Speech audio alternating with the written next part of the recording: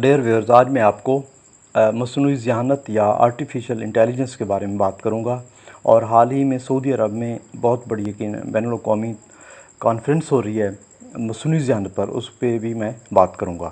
اگر ہم انسانی دماغ کا جائزہ لیں تو انسانی دماغ انسانی جسم کے وزن کا 2% ہوتا ہے۔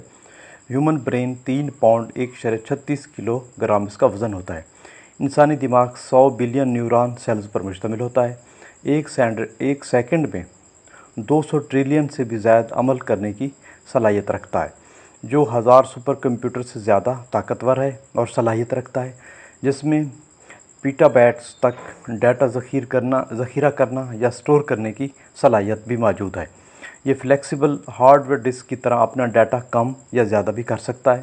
یہ وہ بنیادی نکات ہیں جس کی بنیاد پر انسان نے اپنے دماغ کی صلاحیت کے مطابق اس کا متبادل ایجاد کرنے کی کوشش کی ہے، جس کو مصنوعی ذہانت یا آرٹیفیشل انٹیلیجنس کہتے ہیں۔ آرٹیفیشل کا مطلب ہے مصنوعی، اصل نہیں لیکن اصل کے قریب تر۔ انٹیلیجنس سے مراد جس طرح انسان سوچنے، سمجھنے، تجزیہ کرنے، فرق کرنے، صلاحیت کے مطابق کام کرنے، حالات کے مطابق فیصلہ سازی کرنے کی طاقت اور صلاحیت رکھنا، اور وہ کس طرح مشکل حالات سے کیسے نکلتا ہے، اس کی حکمت عملی کیا ہوتی ہے، انسان نے یہی سب کچھ میکینیکل چیزوں میں دیکھنے کی کوشش کی ہے۔ اس کا مطلب یہ ہوا کہ انسان نے اپنی طرح کی طاقت، صلاحیت رکھنے والا مصنوعی نظام بنانے کی کوشش کی ہے، اور یہ مصنوعی ذہانت ہے۔ اب اس کا تاریخی پس منظر یہ دیکھتے ہیں کہ اس پر کام کب سے سٹارٹ ہوا، اور یہ نظریہ کیسے انسان کے ذہن میں اور کب سے اس کی شروعات ہوئی۔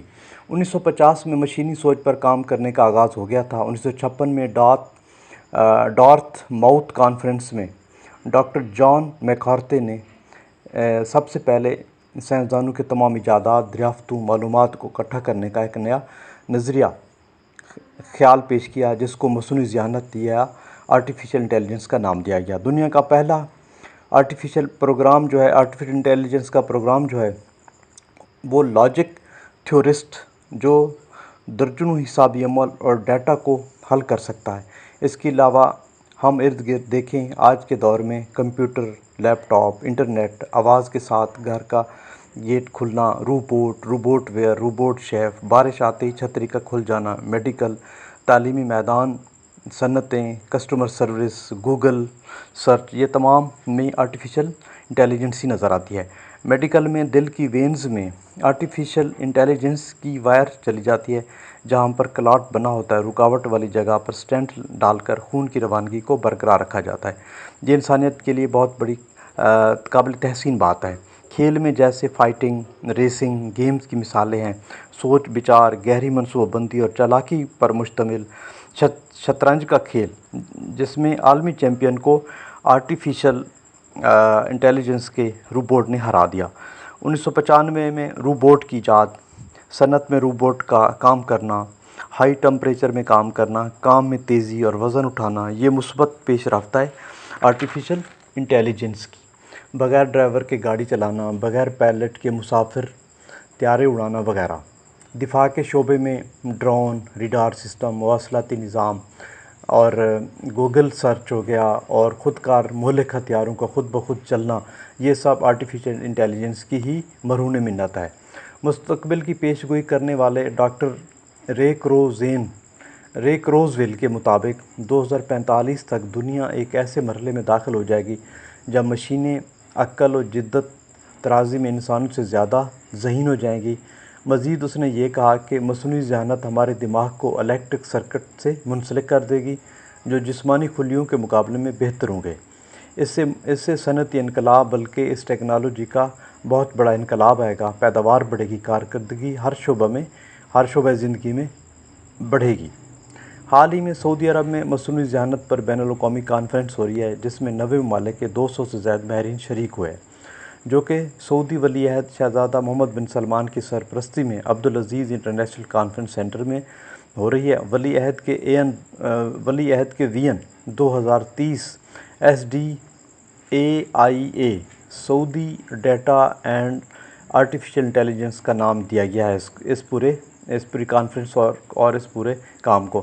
سرکاری اور نجی شعبوں کی IT کی ضروریات، صحت عامہ، ماحولیات، سمارٹ سٹیز، ٹرانسپورٹ، ثقافتی امور، ان تمام شعبہ جات میں جدت لانا اور ان کو آرٹیفیشل انٹیلیجنس کے مطابق ڈھالنا، یہ اس میں شامل ہے۔ سعودی عرب میں 70,000 آئی ٹی کے ماہرین موجود ہیں، جن میں 30% خواتین بھی شامل ہیں۔ سعودی عرب آئی ٹی کے شعبہ میں بڑی طاقت بن کر ابھر رہا ہے اور ان تمام شعبہ میں آرٹیفیشل انٹیلیجنس کے تحت جدید ٹیکنالوجی سے لیس کرنا چاہتا ہے اور اس سے مستفید ہونا چاہتا ہے۔ اس کے قریبی ملک متحدہ عرب امارات نے بھی دنیا کا پہلا ملک ہے جس نے آرٹیفیشل انٹیلیجنس کی دنیا میں پہلی وزارت رکھی ہے، اور اس نے اپنا کام بھی شروع کر دیا ہے، اور اس نے اپنے مستقبل کے اہداف بھی مقرر کر دیے ہیں، جن میں 2021 میں کاغذ سے بنے ہوئے تمام کاموں کو ڈیجیٹل کرنا، 2030 تک پورے ملک میں رسل و رسائل کے 25% کو خود کار بنانا، 2050 میں پیدا کی جانے والی تمام توانائی کا 75% صاف وسائل سے حاصل کرنا، اور 2117 میں مریخ پر کالونی بنانا، یہ ان کے اہداف میں شامل ہو گیا ہے۔ تمام ترقی یافتہ ممالک اس حوالے سے آرٹیفیشل کی مدد سے بہت سے گول حاصل بھی کر چکے ہیں، اور مزید بھی انہوں نے اپنے اہداف مقرر کیے ہوئے ہیں۔